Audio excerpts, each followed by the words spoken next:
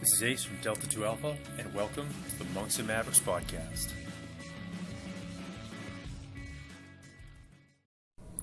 This episode of Monks and Mavericks podcast has been brought to you by Empower Supplements. You can find them online at impower.life. They produce Amino Pro, the world's most bioavailable source of protein. It's halal, kosher, nut-free, dairy-free, gluten-free, and vegan-friendly. But more importantly, you can feel your life, workouts, and recovery with Amino Pro and waffles. Use our code D2A10 and receive 10% off.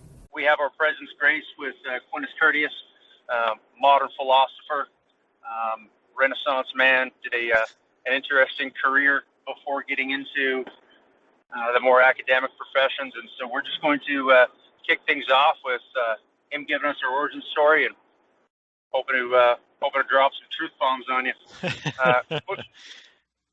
Quintus, you want to fire it up for us? What got you to here? Yeah. Hey, thanks for having me, Ace. And I suppose I can just say a little bit about my background here. The quick and down and dirty version is, after I got out of college, I graduated in 1990, which gives you an idea how old I am. So I was in the military I was on active duty for about a little over 4 years. And, in the Marine Corps, and then I got out and, went to law school. I stayed in the reserves for a little bit after that, and then just started practicing law in, around 1999. And, I've been going ever since, just been doing the same thing ever since. I started writing, probably around 2013 or so, 2012, 2013. And I found that it's a great vehicle for me, and have enjoyed doing that. So that's kind of the down and dirty version of me. If we can, what was your trade when you were in? I was an intelligence officer, and in the Marine Corps, that's MOS, the Military Occupational Specialties O2 Intelligence. So that was what I did. That was, and in those days there was just one. My understanding now is they have like I could be wrong about this, but they have a separate ground intelligence and aviation intelligence. But in those days it was just intel, we called it, So I was with both ground units and aviation units. So what aspects of that trade that you picked up were you able to find use for in what you do in the civilian world now? Was there a fair amount of carryover? Or was it just some cool stories? No. Very good question, Ace, and a lot of carryover, but not in the ways that people might expect. The stereotype is in the military or maybe intel, especially, you're out there, jumping out of planes and fast roping onto tops of buildings. And, there are guys that do stuff like that, but the reality is, you're whatever unit that you're with, you're doing what they do. If you're with an artillery unit, you're going out in the field with them. If you're with an aviation unit, you're going on the flight line with them, and you have to respond to their requirements. So really the lesson learned there is responsiveness to customer requirements. You have to be Johnny on the spot. You can't be, I'll get that back to you. You have to really work hard to deliver what people want. And I just think having that customer service mentality really is a very valuable thing. And then plus all the other stuff that goes without saying, like the discipline, the organizational background, the leadership experience, what you learn about how to present yourself, giving a brief in front of a group, speaking, things like that. It all kind of ties together, Absolutely, it would. Just having that discipline, knowing to be clean shaven when you show up for work, stuff like that, right? Right. I mean, just stuff that we take for granted. A lot of guys just don't. They never had that sense of urgency. For them, it's about lollygagging around, coming up with excuses. I mean, you know how it is, when somebody says you better be here at a certain place at a certain time, you better make it happen. If somebody says I need this, you better make it happen, or there's going to be there's going to be hell to pay. And I just think that that real sense of urgency is something that a lot more people need to be exposed to. Absolutely. I know when some of the guys close to me, when they came back, I always, about 6 months later, I like to ask them, what was the most difficult thing about coming back? Yeah. And they all kind of say the same thing, like initially it's weird, not up in Canada, we don't have concealed carry or anything like that. So he said, like it's not Right. not always having a rifle with me, or if I'm right. Some of the guys that I've talked to were in special tasking. They're like, well, like everywhere I went before I had a pistol. Right. Everywhere I went, didn't matter if it was in the gym, I had my pistol with me, and that wasn't that hard. So the most difficult thing coming back to civilian life was people just flaked out. He said Yeah. something was scheduled. And over there, like if you weren't there, like you were saying, Quintus, right? Like there's hell to pay. Or said, like Oh, I yeah. just they found that was the most difficult thing to transition back to. I know. And the fact that a lot of people are just there's no cohesion. You have a group of people. There's a lot more individualism. There's a lot more backstabbing. I think a lot more kind of, I don't know, just a lot less cohesiveness, which I really found. I've gotten over it now, but when I got out, in the 90s, it was really hard to adjust to that, for me anyway, because I had been overseas also for most of my time. I had been in Japan for a couple of years. I had been, this place, that place for a long time. So it was a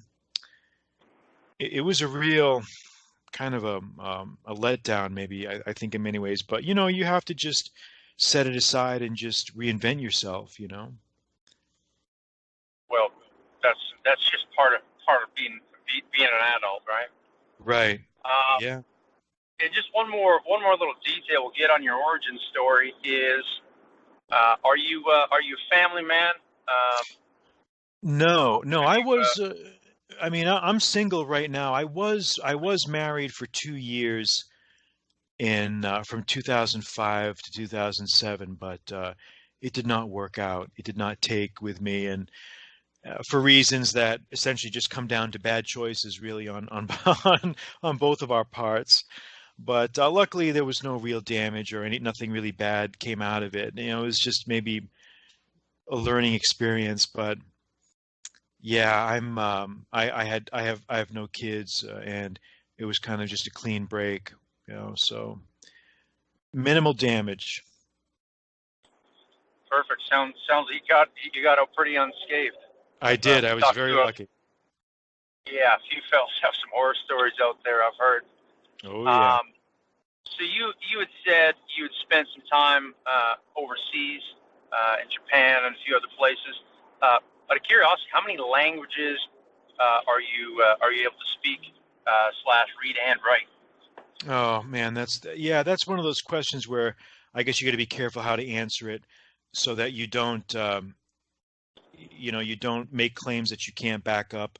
Right now, the languages that I'm gonna claim, and I'll state what I think my quote proficiency level, quote unquote, is. Um, my Latin is obviously very, very good. I've done a number of translated a number of works in Latin, so I consider myself an expert in the Latin language. In terms of modern spoken languages, my Portuguese is pretty good. I go to Brazil a lot, so I'm pretty functional. I can take care of everything I need to take care of down there. Back when I was in the military, my Arabic was pretty good too. I had passed the defense language proficiency test. I actually took a test for it, and which is like a listening and reading test. And I'd passed that. I was getting paid for that, a small stipend. So, but I have not maintained it as much as I really would like, because you can't do everything, Ace. You can't do everything, and you have to just kind of uh, devote your time to what you really find most currently useful to you. But I could get it back, if I started restudying it, just go over my recordings and books, and in 6 months I could probably be back up to a decent level. But that's pretty much it. I mean, when I was in Japan, I had functional Japanese, very very basic, very very basic Japanese. Same with Korea. I was in Korea for a little bit of time there, but again, I have not maintained these languages, so it would be wrong for me to claim any level of proficiency really in them. Well, so if I understand correctly, you maintain pleasantries in a few. Yeah, And then, I do okay. I know how to go about doing it, and that's really realistically a person, as long as you have at least one under your belt that you are really able to function in at an intermediate level of proficiency, that's fine. That's fine. ain't that the truth? Ain't that the truth? So a lot of your motivation for learning those languages sounds like in the military is about getting a bit of a pay bump, which understood. Well, But a that's lot of it really, sounds like just kind of survival, enjoyment, some travel. yeah. I mean, money was never really a prime motive. It was more symbolic of the sort of the endorsement that, okay, this guy has passed the test, and for me it was more just a prestige thing than anything. And money is nice, and that's good. But I really became very much interested in it because I just love language. That's my interest. Some people like this, they like that, they like something else, and for me, it's all about the spoken and written word. And so I was decided to focus on that. Uh, So, we've seen that you've put out a few volumes on philosophy, some of your own work, some translations. So I'm going to ask you the hard question: Who is the non-Greek, non-Roman philosopher that you've found to be the most influential? good question. Oh man, there's the non-ancient philosophers that I found to be most influential. Um, that's a good question. I would say, probably modernly, I've always very much liked the writer, the American historian Will Durant, and I don't know if you could really call him a philosopher. I think he's considered a philosopher. He was primarily a historian, but he also wrote very much on philosophical subjects. He was a modern. He lived from about 1880 to, I think he died in like 1980. He was almost 100 years old when he died. But other modern or medieval, or I very much like the Renaissance man of letters, Petrarch, Francesco Petrarca, the founder of the Renaissance. I like him a lot. I like Blaise Pascal, and who's French. I like his stuff a lot.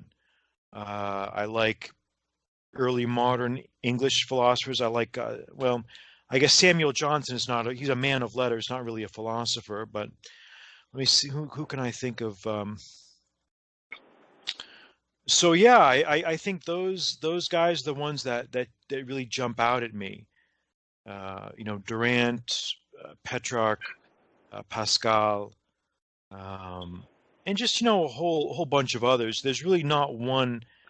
I mean, when it comes to the ancients, I do have big candidates. I've always been a big fan of Plato and Plotinus, Cicero. Obviously, he may not be considered a philosopher, but he certainly was an enthusiast of philosophy. So there's a lot of guys out there, man. There's just a lot out there.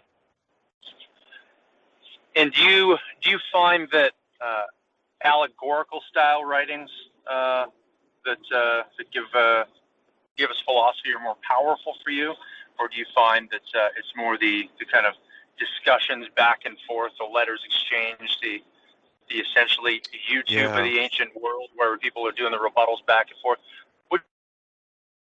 is more useful to you, and why? Yeah, that's a good question, man. That's a very good question. Boy, you done your homework here. That's a very good question, and the answer is it depends. It really depends. In ancient times, the dialogue and Plato started this really. The dialogue was considered the accepted sort of the the most favored way of introducing readers to philosophical subjects. But that shifted in the Middle Ages with the advent of Christianity and maybe just a different ethic taking over European consciousness. The allegory became very popular, and we find that with a lot of medieval writers, a lot of them poets, um, you know, writers of different subjects. The allegory was a very very, and it still is a very powerful. I like it very much. I think that I think it's a very compelling way to present a story. It's almost because you're using a lot of symbolism, and it's a way for people to identify specific tangible characters or things with concepts. That's what's really good about allegories. But also it has its drawbacks too. It can become, some people find it tiresome. Some people don't like it. I happen to like it, but it just depends. It really depends. I think maybe a combination of both would be the ideal way to convey ideas. One of the things that I find kind of interesting about some of the wisdom and how it's delivered within Christianity, which is becoming interestingly trendy to trash. You have both the allegorical side of it, whether it's the story of Cain and Abel, as well as you also have Proverbs, where it's a little more direct in its message. So it's interesting to me how both kind of have existed and what resonates with one or the other. Yeah, that's right. That's exactly right, and that's what I think. I think allegories are very compelling ways of teaching a moral lesson. Maybe that's their strength. And dialogues, not so much. Dialogues are really there for teasing out ideas, Right. kind of, teasing out, ways that people have of relating to each other. But in terms of really expressing a moral purpose, I'm not so sure if that's the best way to do that. But yeah, I think that in medieval times the allegory was an ideal form of literary efforts. Fair point. I mean, the Divine Comedy. You could even say that the Dante's poem, the Divine Comedy, was just one big vast allegory. Yeah, not only is it a great work of literature and has very, very many quotable lines, but it was essentially an allegorical work. So it all depends. Absolutely. As a man that's delved fairly deep into the philosophy of the ancients, ancients relative, I guess, right? Right. Looking at the Greeks and the Romans. Do you feel that the social issues that we have today are really that different than before? I mean, we have Facebook now, but are the issues that we're facing as a society now, are the solutions to those really any different than they were then? Very good question, Ace, and very, very good question. Again, my compliments. You've done your homework here, and the answer is yes. The answer is yes. The problems that ancient societies faced are in large part, not everything. And we don't grapple with institutionalized slavery anymore. That's one thing that's no longer an issue, at least not officially anyway. But all the same issues that were of concern to the Athenians of Pericles' time and the Rome all the way through the Republic and the Empire are of concern to us. voting problems, representation, concentration of wealth, the parameters for the rights of citizens, the moral appropriateness of engaging in foreign wars, corruption in leadership, term limits on for leaders in power. All of these things, all of the same concern, public education, health, all of those things that were of concern to them are also of concern to us now. Now, obviously, societies have changed drastically. We're dealing on a much larger scale. Human populations have grown much larger. States are now spread across the entire globe rather than the way things were back 2,000 years ago. But we still have all the same concerns, and that's why these things are so relevant. When you read a great many of these ancient philosophers, people prefer them, I think, in many ways to medieval and Renaissance thinkers because they seem more, quote, modern. And this is not an accident. This is because these guys were willing to grapple with things from a very open perspective. They didn't bring with it any doctrinaire baggage as maybe people did during the medieval era.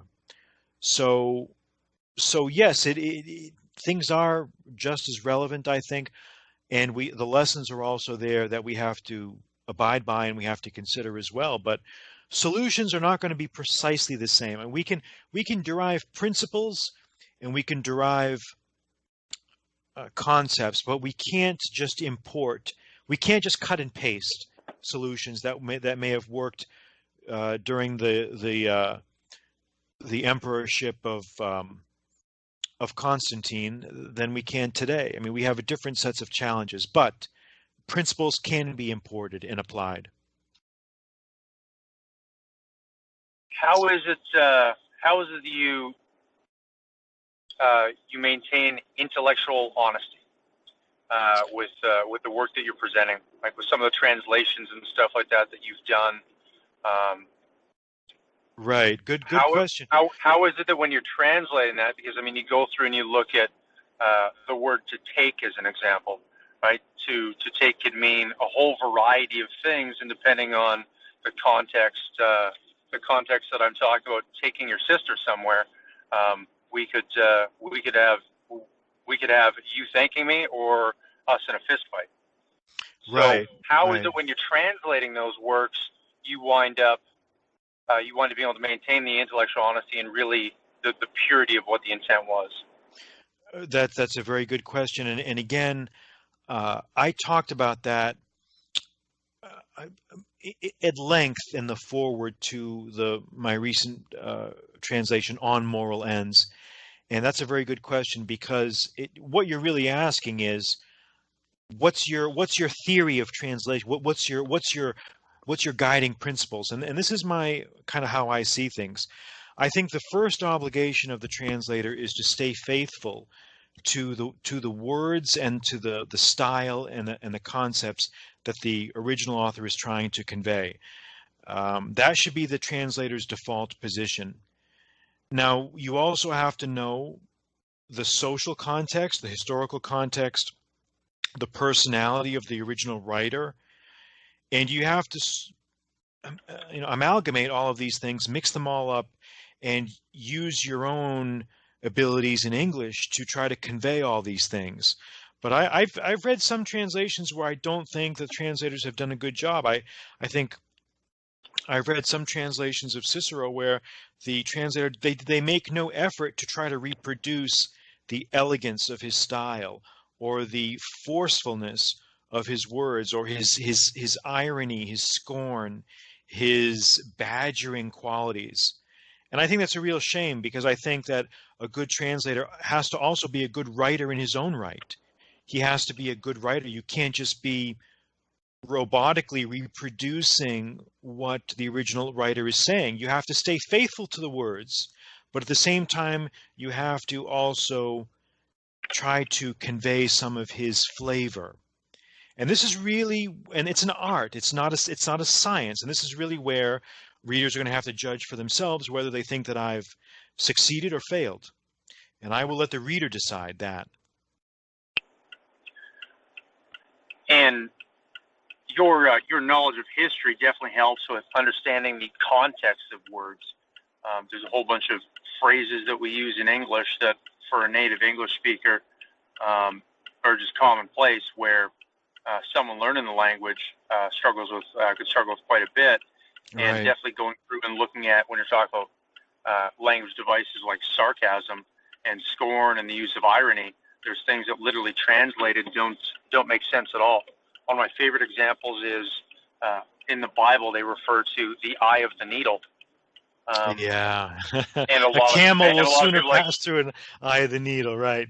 right? Right. It's like, but it's not literally the eye of the needle a piece of thread goes through. Right. And so it's your knowledge of history definitely would aid you in establishing that context. I could only imagine. Yeah, that's The right. you had mentioned a book that you were working on morality. Did you say it was called?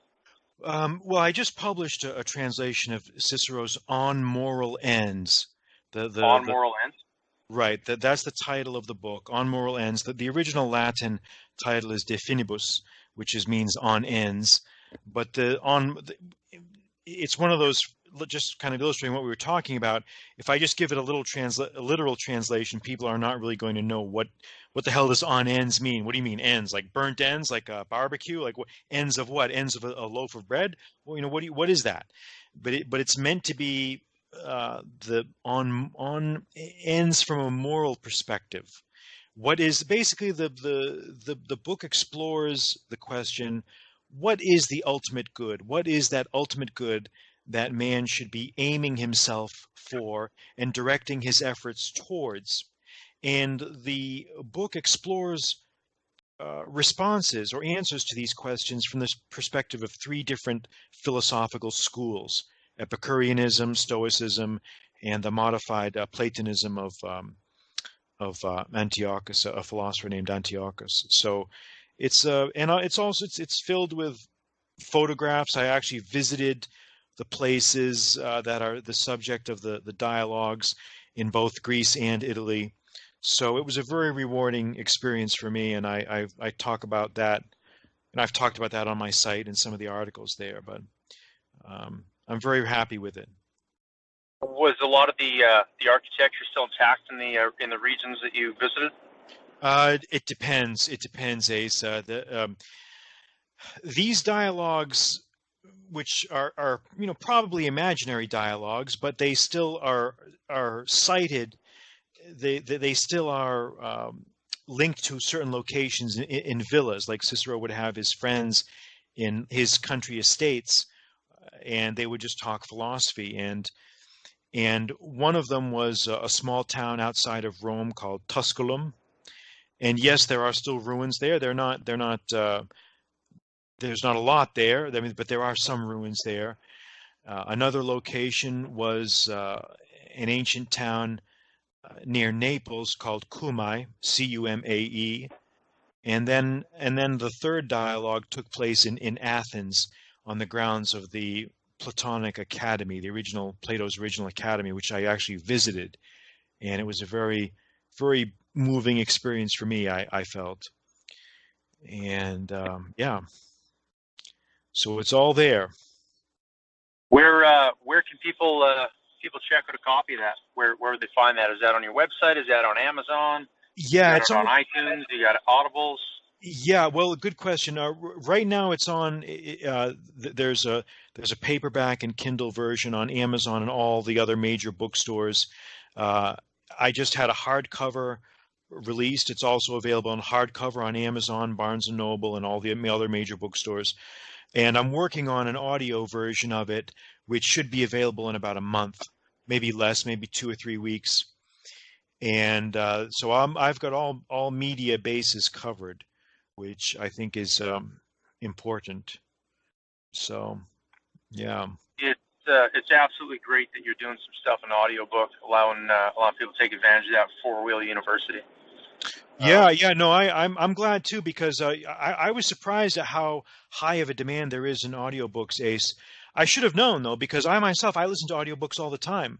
I tell in my podcasts, I tell people, I rent, from my local library. I go and check them out, and I get the DVDs. I put them in the car as I'm driving around, because it's great because you don't have to listen to the news, which I think in many ways is just very depressing.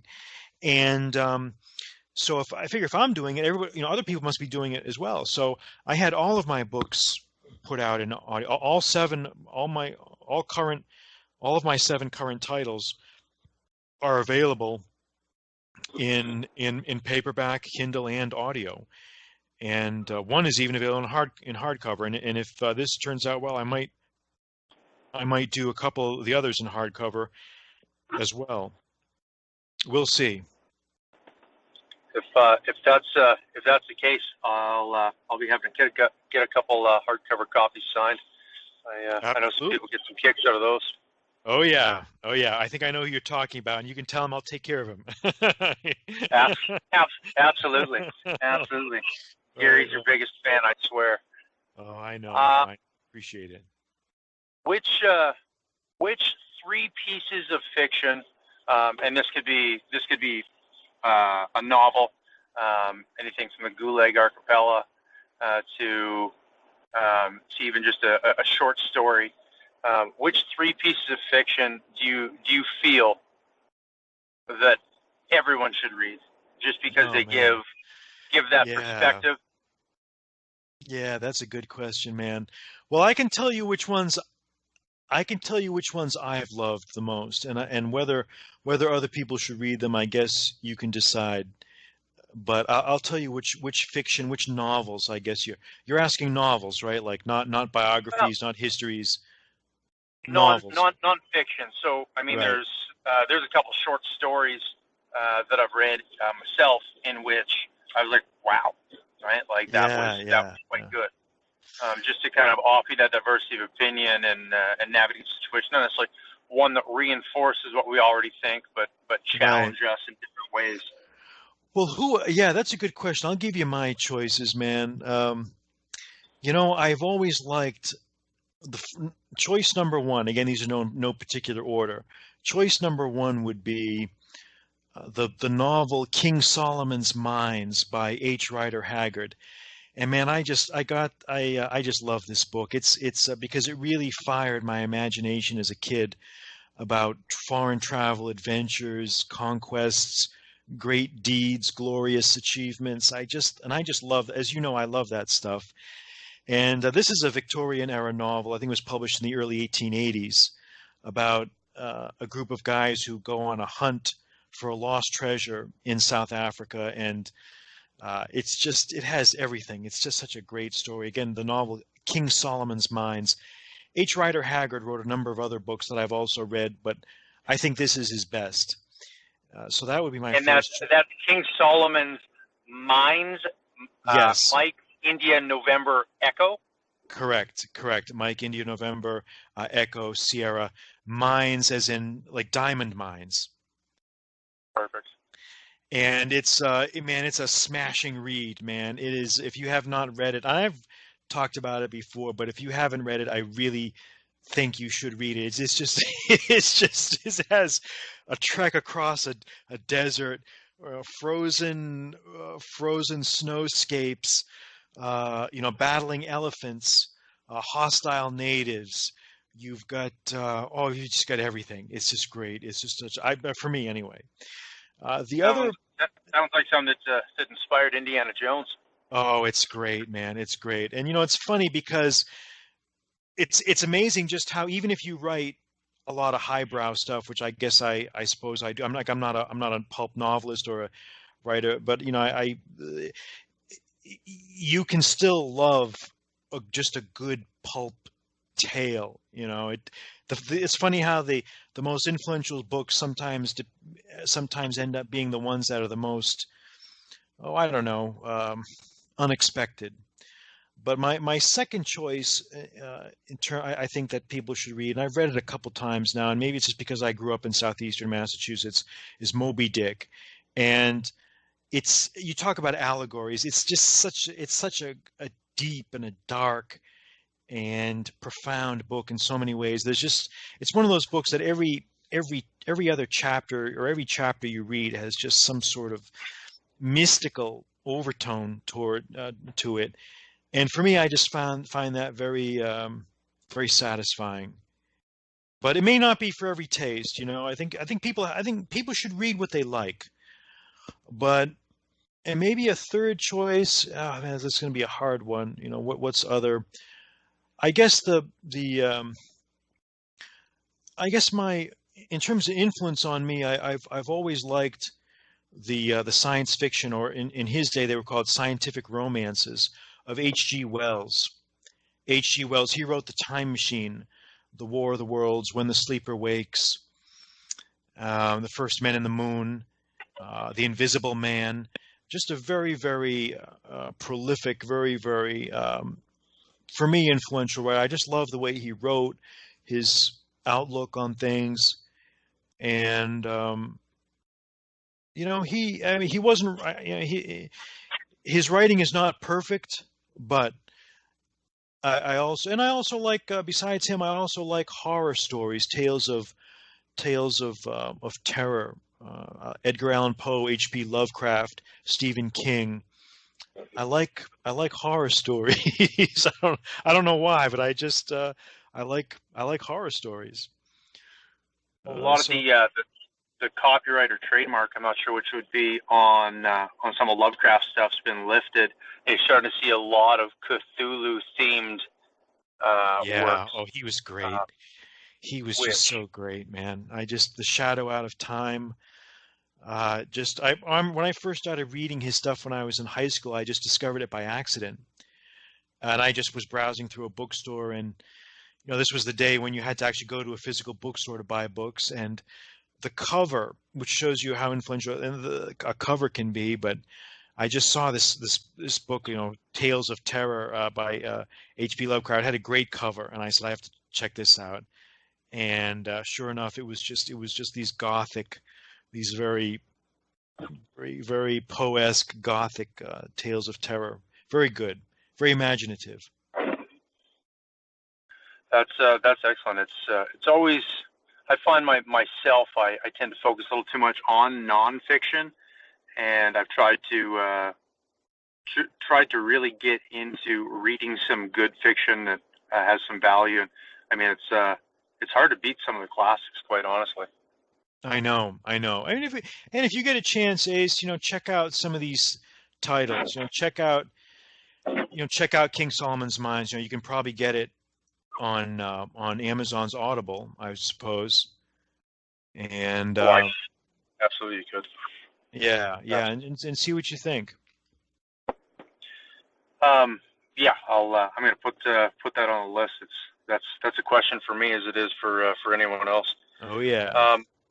On a slightly different note, you spend a lot of time and are kind of known for your more academic pursuits. But I've seen pictures of you, and you fill out our Delta 2 Alpha T-shirt pretty well. Broad in the chest and shoulders. How much time in a week or time in a day do you prioritize towards just maintaining physical prowess? Yeah, that's a good. And how important do you think that is?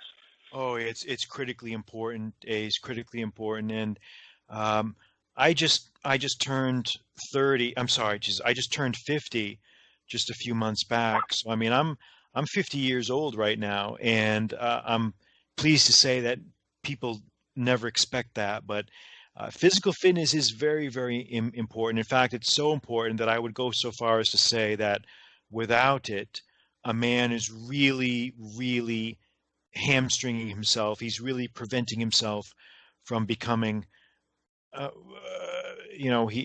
becoming everything he should be. And in terms of how much time I spend, It's tough. I try to get to the gym 3 times, 3 times a week, not more than that. I think a lot of guys sometimes can tend to overtrain. But I get there 3 times a week, and I think it's also important to try to go to a gym close to your house or your apartment so that you won't slack off. And I just go there and I try to get on the weights and just do a mix of weightlifting and cardiovascular type things, and just try to stay in as best shape I can. I mean, my body type tends to be tall and lean, so I'm not really ever going to be a bodybuilder physique, but I can still preserve my leatheriness, for lack of a better word. And going three times a week, I'm sure that you keep a fairly concise program. Are you looking at kind of a Slavic East Bloc type of programming of just bench, squat, dead? Yeah, good question. Very, very good question. Very good question. And this is where guys love to talk about workouts. But guys, as you know, you could get a bunch of guys in a room, man, and you could start talking about workouts or routines or fitness, and in 5 seconds you will have an argument, because everybody seems to think that their system is the best. And all I can say is, right now, the only principles that I think are good are: have variety, don't do the same thing all the time, challenge yourself and push yourself, and number three, give yourself rest. What I generally try to do is I focus on, when I'm doing weight workouts, I try to focus on the whole body. Like I'll do some squats, then I'll do some other leg exercises, then work the midsection on machines, and then just do upper body, chest, arms, shoulders, things like that. I'm by no means am I into all of the. I know there are guys that are just, like I said, they just make a religion out of this stuff. They have supplements and they have routines and complicated schedules. I'm too old for that. I don't worry about all that nonsense, man. I mean, I'm not saying it's nonsense, but to me, I feel like you just got to get in there, and you've got to have brief, intense workouts that stimulate your muscles, to stimulate them to grow, and then eat well enough, get enough sleep, get enough rest, where you're actually growing. And I think it's about all you can really do. Some people have talked about, I think it's called Parkinson's law. I'd have to double check that, where the task will take all of the time that you allot for it. So if you're going in there 3 times a week, you're hitting Monday, Wednesday, Friday, weekends off. Yeah. And it's like, hey, I got an hour. Well, it's going to take an hour. But Right. I mean, for some of these fellas, it seems to be as much a game of playing a little bit of grab ass and socializing as it is anything else. I mean, if you if you're doing if you got 3 hours a day, you're going to spend 3 hours a day, kind of thing, right? Exactly. And that's why I don't mess around when I go to the gym. Again, nothing against people that use headphones and I don't bring any of that stuff.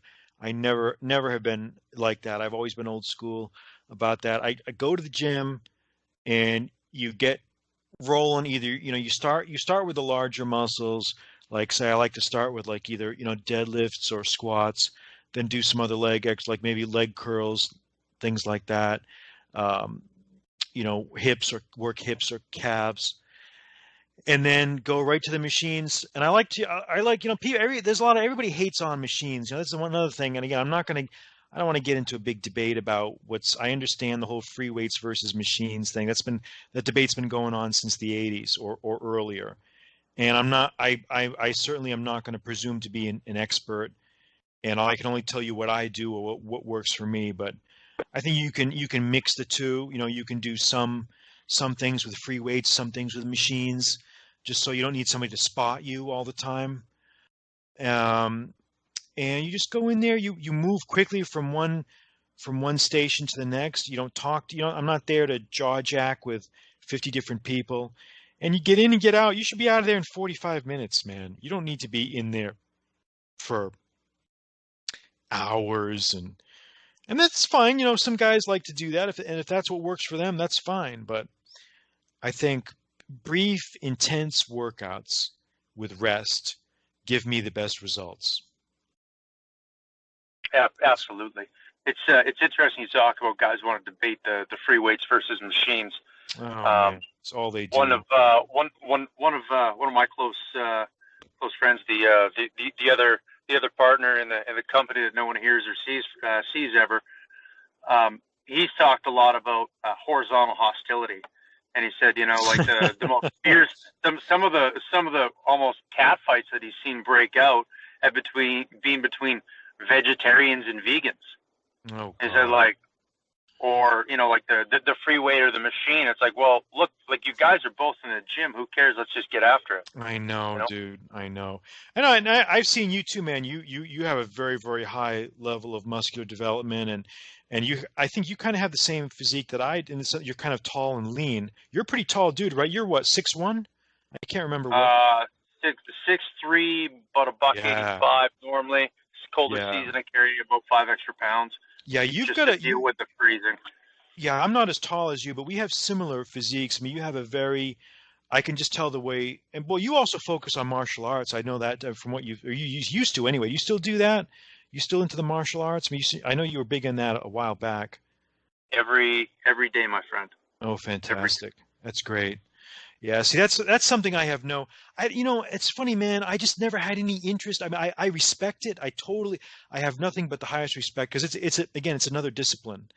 But to me, it's like respecting a guy who can play the violin or the oboe or it's like I respect it, but I just don't have any interest in it, man.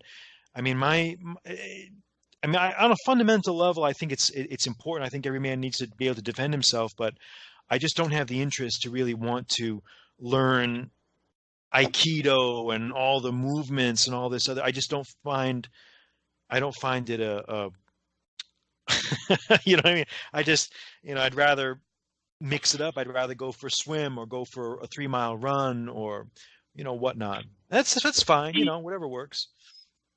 It's a lot of it is, I guess, how you choose to view it.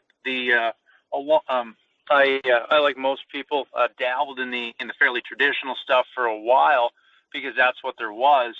What I would say for as intellectual of a fellow as you are, something that you might enjoy is catch wrestling or jiu-jitsu. And the reason I say that is because grappling is one of those things you can slow it down, and it can become a very physical game of chess. So it's one of those things where you kind of get that rough housing with the guys and all that. Going through and playing it slow.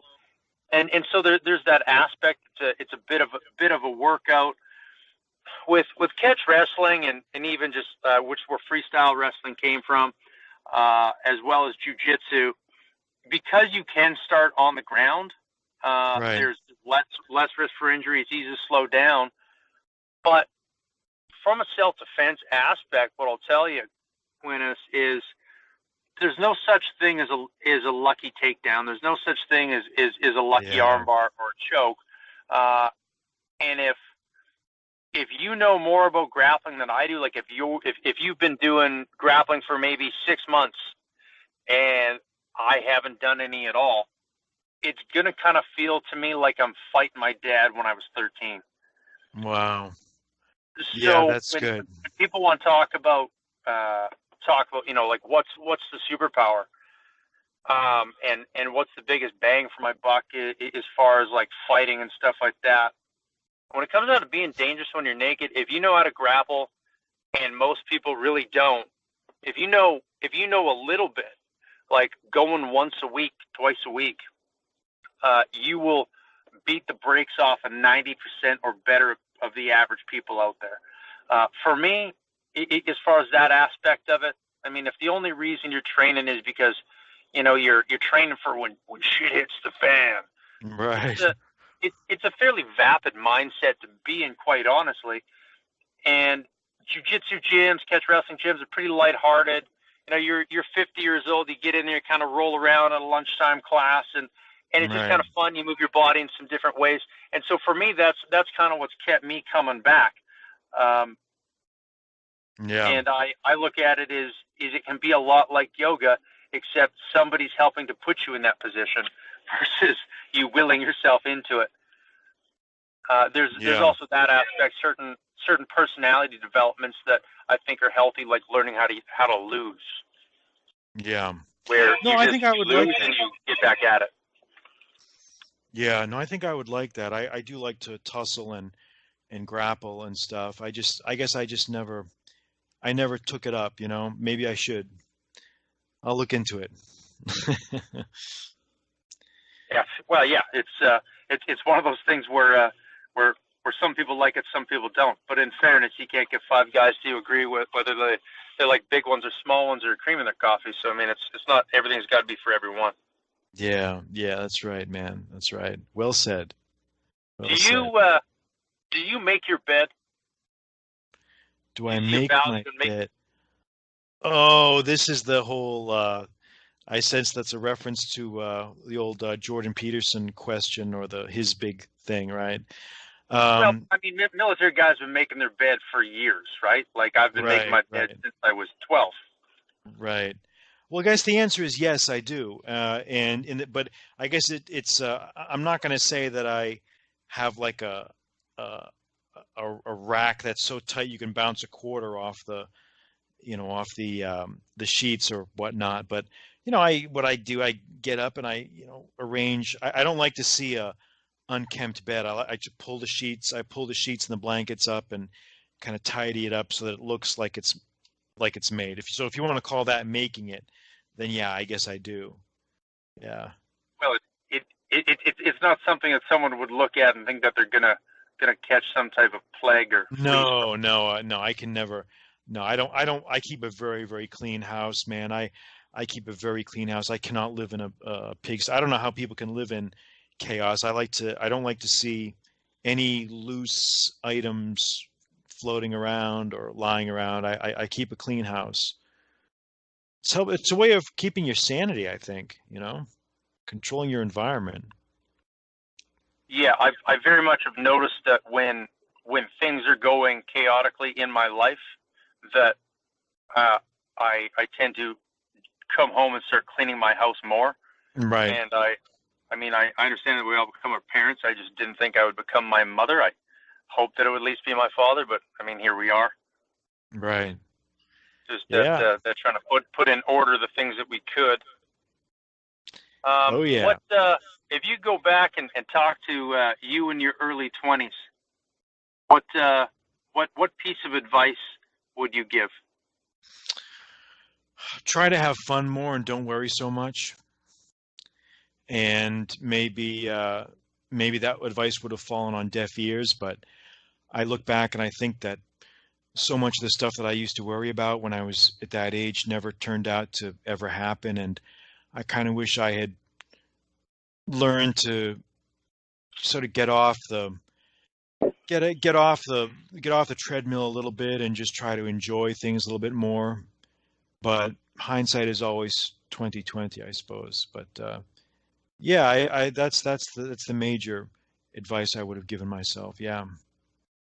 And would that advice be any different would the advice that you'd give to the 20-year-old self be any different than what you'd give to the 30-year-old self? Oh man, yeah, that's a good question. Well, I think it's true, yeah, of every phase of your life. But as you get a little bit older, I think you have to really focus. You have to really be focused on accomplishing things. I think I'm 50 now, and you're aware of your own mortality, or the fact that you may only have 25 good years left, or whatever, and you need to try to make the best of the time that you have. You have to maximize and savor every single moment to extract every possible enjoyment or lesson out of that. And the sooner that you realize that, the better it is for you. Yeah. That whole memento mori. Yeah, that's right. Oh, it's so true. It's so true. It's very, very true. And the thing I want to finish this off with is what quote do you find yourself reflecting on regularly? What quote do you have on the wall, or would you write on the bathroom mirror to be like, that is kind of that one concise thing that I really kind of guide my life on? Oh man, there's just so many great quotes out there and I've tried to work them into my books too. I've always tried to put quotations at the start of, I'm big on quotations. I work them into the texts of my essays as well as the beginnings of the books. But I guess lately I've been reading I've enjoyed reading the unabridged version of